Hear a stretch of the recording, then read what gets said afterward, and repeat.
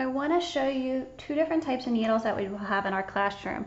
One of them is significantly smaller than the other needle. So if you were to use the bigger needle, and this part is called the eye right here, if you were to use it, you would use it with a thicker yarn.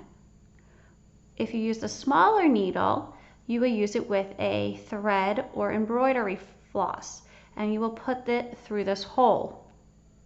Now, to get it through the hole, sometimes it's really difficult because just going like this is not going to work. And some people lick the end of their thread or the yarn, but that is really gross to do. So please do not lick it. Some people use their fingers and they roll it and twist it, but that doesn't always work either. So there's two tools that you could use. This is called a needle threader because it helps to thread the needle, and it is pretty simple. You put this end of it through the eye of the needle. You put your thread through this opening that's a lot bigger than the eye of the needle, like that, and then you just give it a tug.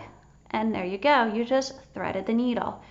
But we don't have too many of these available, and they actually cost a little bit of money.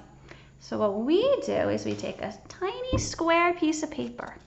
You're going to fold it in half to make a small triangle. And sometimes what I do, if it looks too big, is I cut off the top corners. And now I made what I call an airplane. And what I'm going to do is I'm going to take my thread, I'm going to put it in the fold of my airplane. So it's going to go through a ride. It's going to fly through the eye of my needle, and I just threaded my needle. And this works with all different thread weights.